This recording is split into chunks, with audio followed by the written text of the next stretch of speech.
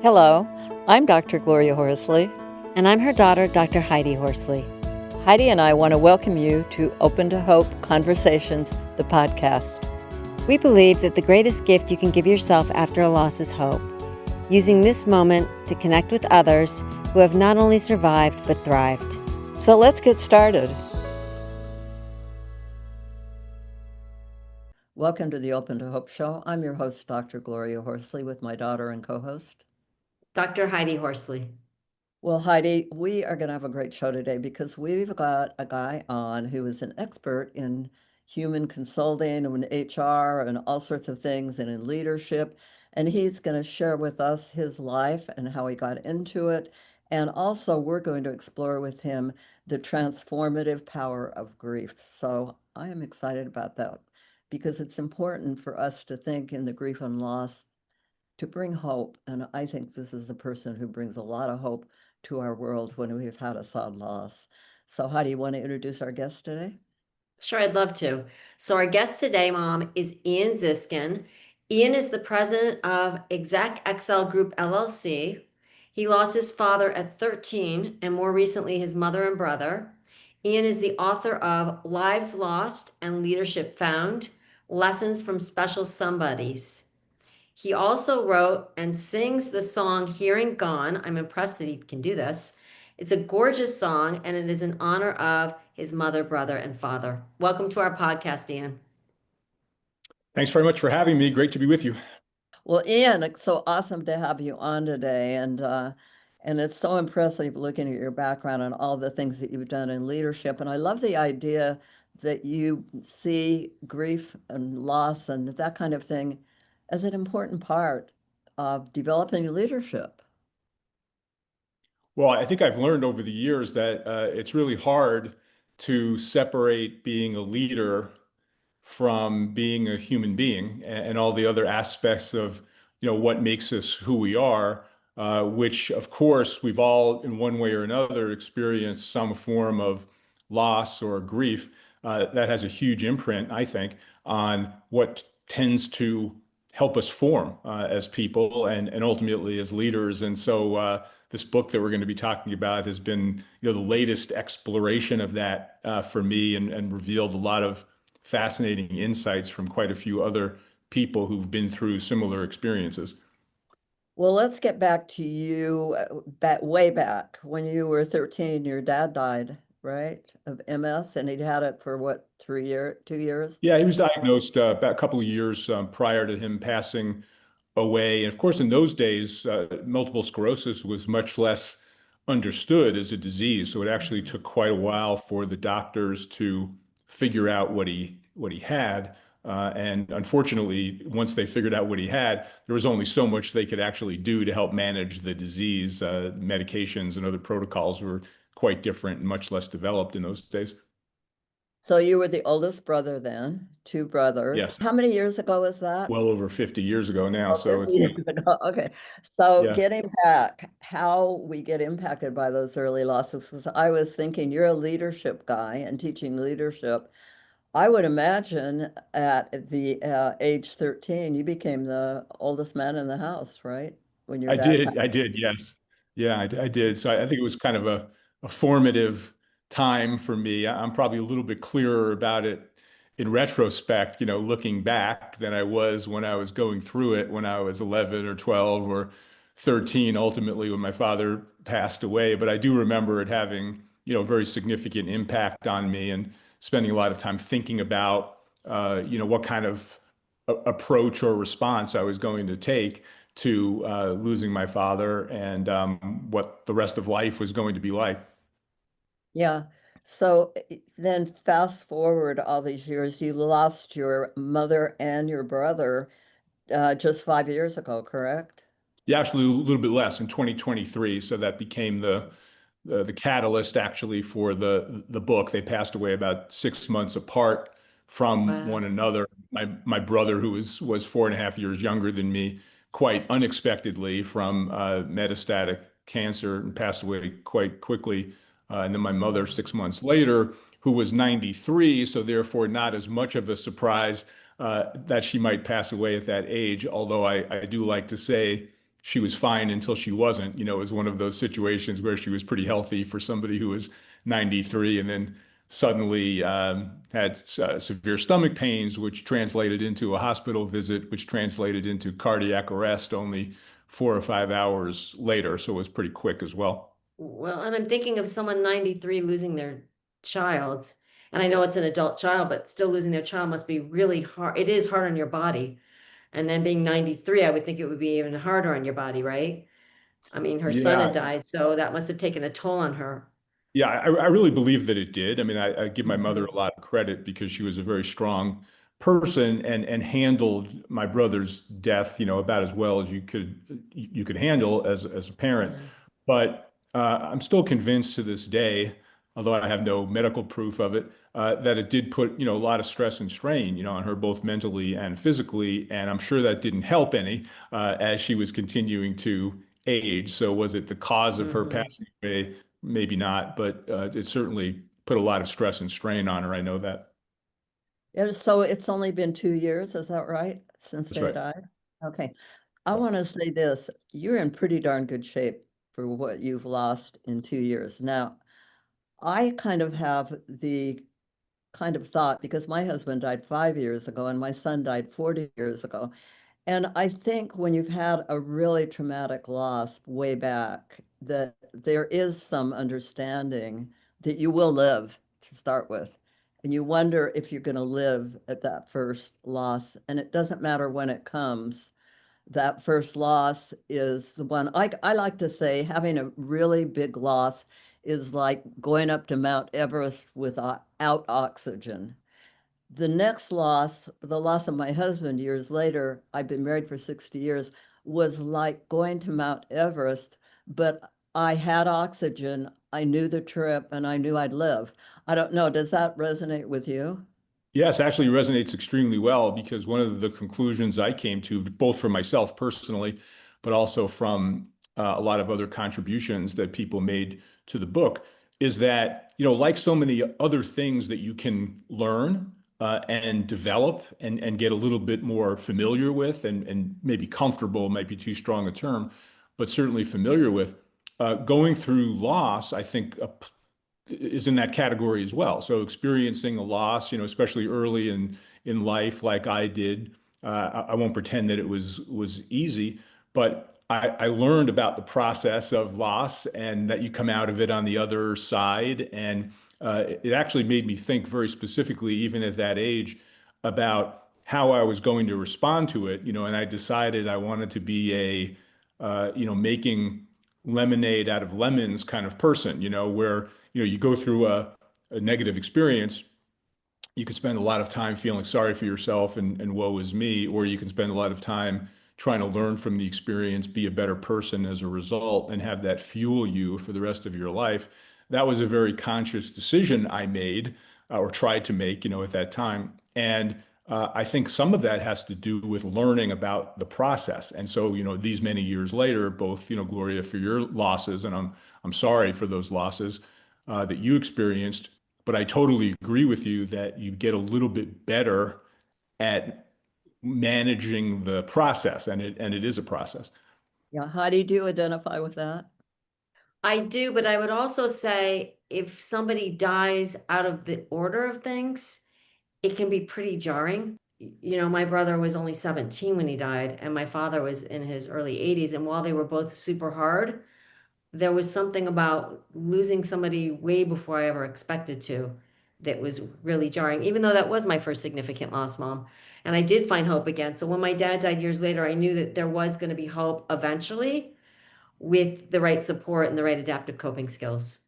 I'm wondering, Ian, with these losses, how did you then decide to write this book? It actually started out very much the way we're talking now, which is me thinking about the process of loss, but trying to be very conscious about turning something negative into something positive, that other people could learn from and benefit from, which immediately got me thinking toward, clearly I'm not the only person on the planet, who's ever experienced loss or several losses within a relatively short period of time. I wonder if other people have stories and perspectives that they would be willing to share with others so that they could benefit from, learning from the experience. So pretty quickly, I went from, I'll say the grieving process, even though you're never fully over that, of course, to trying to turn it into something that would be life lessons. And because of my interest in leadership, connecting Mhm. it to leadership lessons as well. So then I reached out to a number of people in my network and I said, hey, this is, what I'm thinking based on the experience of losing my brother and my mother in relatively short order. Would you have a similar story to tell based on a lost loved one? And I was kind of amazed, honestly, at the level of responsiveness from so many people who had stories that they were willing and wanting to share, including the fact, of course, that for many of those people, they hadn't really ever given themselves the opportunity to fully express how they felt or what they learned from that special somebody who they lost. So they really appreciated the opportunity to contribute to a book like this. And that's how we got started. So I'm wondering if there were themes that you saw across the board about that were correlated with leadership and how people led and losses.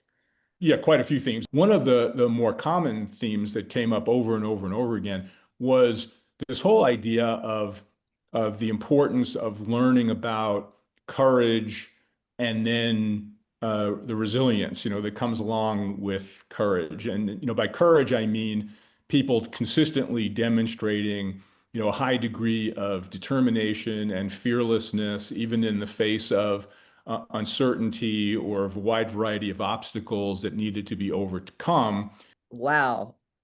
This resilience and courage and dealing with things that you've never had to deal with is so huge. Everybody demonstrates courage in a different way, just like everybody grieves in a different way. So courage, in my definition, does not translate into, stiff upper lip, no show of emotion, pretending everything is fine when it isn't.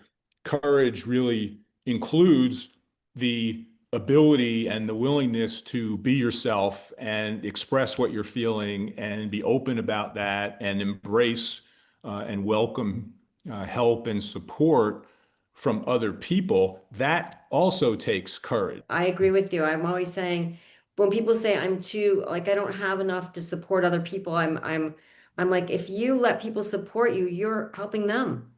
It takes courage to allow people to help you. And the other thing that you said earlier, which I've seen over and over at the Compassionate Friends, which is an organization for bereaved parents and siblings and grandparents, is the idea that we become pretty fearless when the worst thing in the world that has happened to us. We lose a lot of the fear, and we do have more courage because we've not only survived, but then we eventually thrive, which is what you talk a lot about in this book. And my mom and I were saying a lot of this is post-traumatic growth, how we grow in these profound ways, which you've seen because you interviewed 150 people and saw how they grew despite a lot of adversity and loss. Yes, and they, whether or not they were feeling totally in control and great about how they were handling it at the time, I think one thing that was very consistent throughout all of these different inputs that we received was that in retrospect, they learned a tremendous amount about themselves as a human being. And, given the twist of our book about leadership, learned a lot about themselves as leaders as well. You learn a lot about yourself and your ability to deal with different circumstances as long as you allow yourself to believe that everybody processes these kinds of experiences and processes loss in a different way. Ian, I'm wondering, what did you learn about yourself from a leadership standpoint after your losses? Well, yeah, there's a few things that I learned specifically, from my mother and brother in particular, and those losses, which really started to resonate with me even more than they did previously.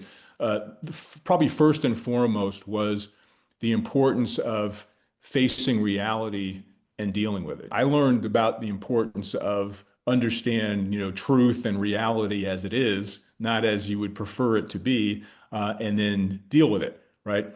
Another thing that I learned, particularly from my mother, because I think this was probably her superpower, was the importance of advocacy, the willingness to stand up, fight for what you believe in, advocate for other people, not just yourself, take a stand on things if you think that things are being done in an incorrect, illegal, immoral, unethical kind of way. How do you think humor plays a role in all this?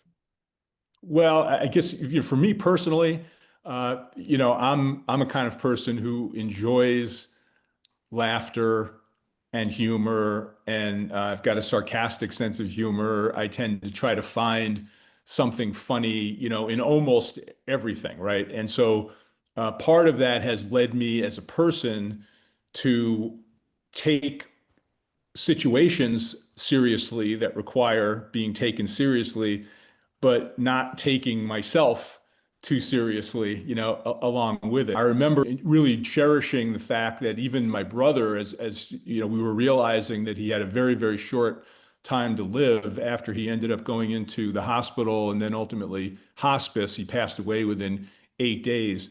But even that period of time when we knew he was going to be dying and when ultimately I had to tell him that he was going to be dying, we were able to pick out memories or discuss certain things between him, my mother, and myself, that made us all laugh, and those were really the things that, made the entire experience more tolerable. One of the things that strikes me right now is you're kind of an orphan. Yeah, well, yeah, so it's funny. I mean, I have a wonderful wife and three sons and two daughters-in-law and two granddaughters and, an entire extended, family and a variety of, friends and professional colleagues. So I do not feel in any way alone. Right. However, you wake up one day and you realize that you're the only person left from your nuclear family that you grew up with. I say that not in a woe is me kind Oh, of state, but I do say it, it just really struck me. I mean, it was literally, I woke up the next day and realized, wow, all the people that I grew up with in my household personally are no longer with us. And that really caught my attention, no. So I think anybody who's, living through that kind of an experience where they're the only one left, quote unquote, from the family that they grew up in, they shouldn't feel alone or ashamed if they're feeling a little bit alone, even though they may be surrounded by dozens of other, people who love them and who they love. When you lose everybody in the family, you lose a shared history. Yeah. I mean, you Sure. have a Yeah. history of your childhood that's gone.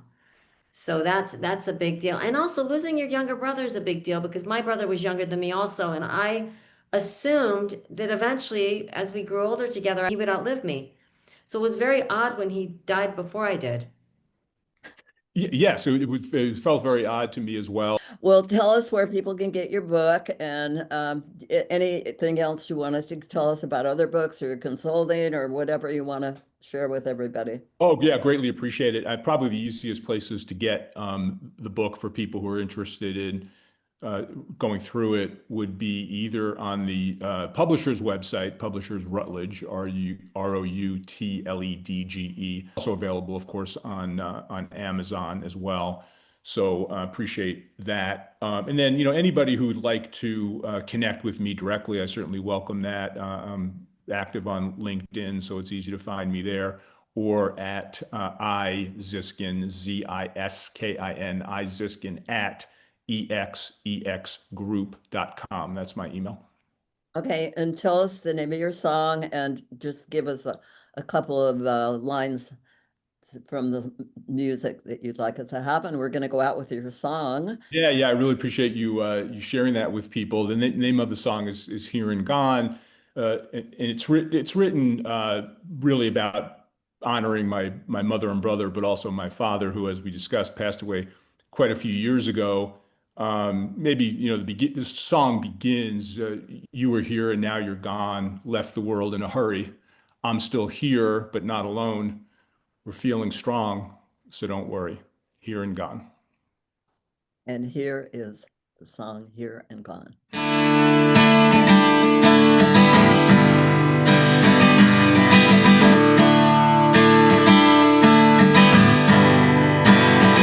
were here and now you're gone. Left the world in a hurry. I'm still here but not alone. We're feeling strong, so don't worry.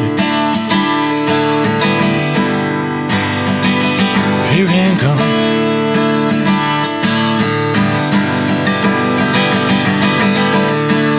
The expressions on your faces light up the edges of my mind. Imagination takes me places crystal clear, yet ill-defined. Here and gone. You were here and gone.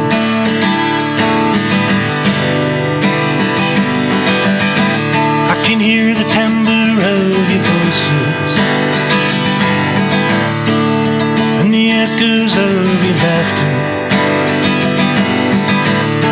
joys and worries and tough choices,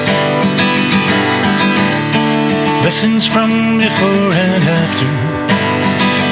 Here and gone. You were here and now you're gone. Left the world in a hurry. I'm still here but not alone. We're feeling good, so don't worry. Here and gone.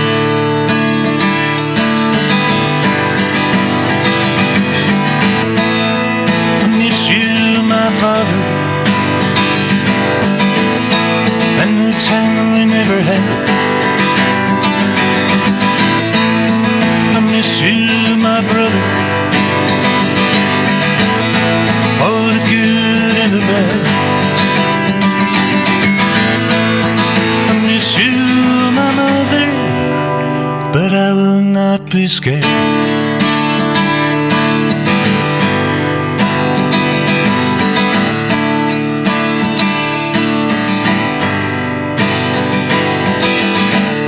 You taught me the power of advocacy, to take good care of our family, respect all but fear none,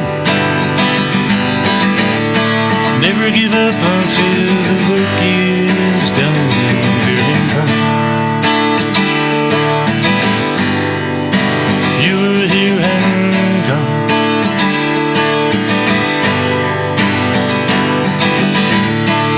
Give a lot more than you take. Be the best you can be and own your mistakes. Care too much, bring the good stuff. Cherish love and time, they fade away, and they're never enough.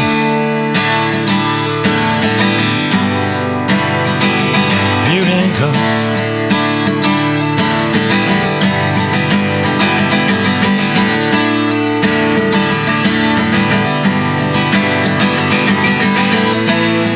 I thank you, my father, for inspiring my dreams. I thank you, my brother, for believing in our schemes. I thank you, my mother, for the gift of self-esteem.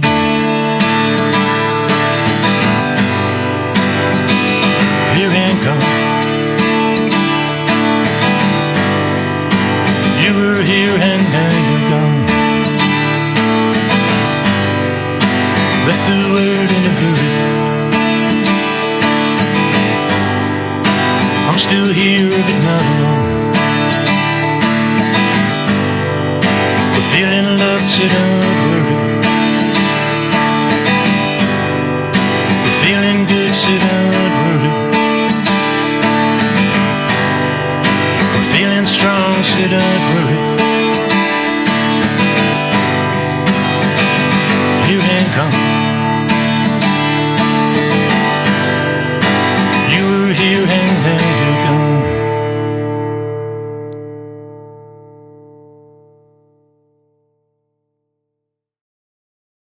I'm Dr. Heidi Horsley. You have been listening to Open to Hope, the podcast. You can follow Open to Hope on Facebook, Instagram, and Twitter. To learn more, visit us at opentohope.com and go to Apple Podcasts to subscribe. I'm Dr. Gloria Horsley. Join us again next week for another Open to Hope conversation, where we invite you to lean on our hope until you find your own.